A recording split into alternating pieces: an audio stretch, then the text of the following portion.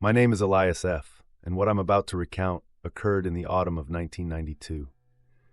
Back then, I was a 24-year-old lighthouse keeper stationed at Crooked Spire, a crumbling sentinel on the northernmost tip of Maine. The job was simple: maintain the beacon, log weather conditions, and report any ships in distress. For 6 months a year, the island was cut off from the mainland by storms, leaving me alone with the gulls and the grind of the Atlantic against the cliffs. The isolation never bothered me. Not at first. I'd bring stacks of books, a shortwave radio for weekly check-ins, and a guitar missing 2 strings. But Crooked Spire wasn't like other lighthouses. The previous keeper, an old Finn named Holst, had vanished 3 years prior. They found his logbook open to a page scribbled with, "They mirror you until you forget which side of the glass you're on."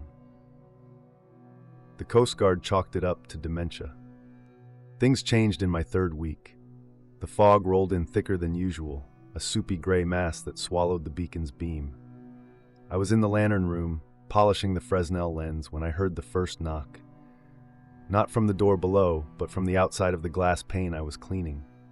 My reflection stared back, except its mouth kept moving after mine stopped. It smiled with teeth like splintered oyster shells and knocked again. Tap, tap, tap, fingertips leaving smears of algae green on the pane. I stumbled back, cracking my elbow on the service ladder. When I looked again, the glass was fogged but empty. That night, the radio spat garbled static until I caught a voice buried in the noise. "Don't trust the tide schedules, Elias. They're rewriting them." It was my own voice, down to the scratch in my throat from last winter's flu.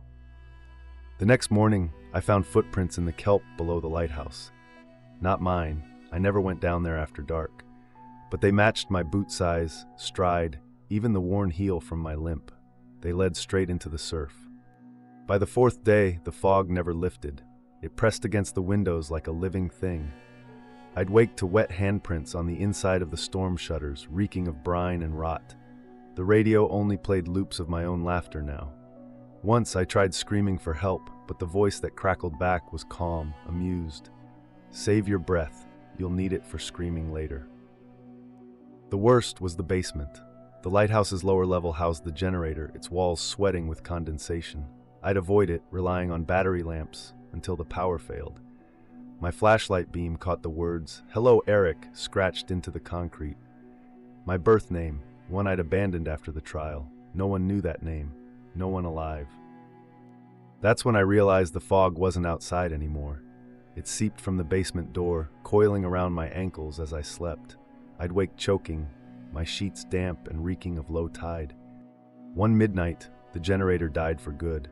I descended with a flare gun. The walls pulsed with a bioluminescent glow. There, in the greenish dark, stood a man shaped like me, same patched flannel, same scar on his jaw, but his skin rippled like water striders skimming a pond. He held a rusted fire axe, its edge notched identically to mine. "You're late," he said in my voice, warped as if played through a waterlogged tape. "They've been waiting." Behind him, the fog solidified into a crowd of silhouettes, each a distorted echo of my posture, my face. One lacked eyes, another had a mouth split ear to ear. The tallest held a coil of rope knotted in a hangman's noose. I fired the flare.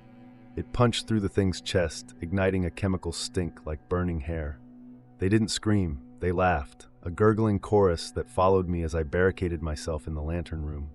The beacon's light, once white, now pulsed a gangrenous green. The Coast Guard found me 3 days later, delirious and clawing at the walls. They claimed the lighthouse was abandoned since Holst's disappearance, the generator cold for years. But I know what I saw. Worse, I feel them still. When I shave, the mirror fogs without reason. My radio picks up whispers in my voice, counting down to a date I don't recognize. And in rainy windows, I glimpse figures walking just behind me, their steps sink to mine. Crooked Spire was decommissioned in '93. They demolished it last year. But sometimes when the fog creeps into the city, I hear the axe dragging against concrete, and a voice that's almost mine whispers, "You forgot to wind the clock, Eric. Now we're both late."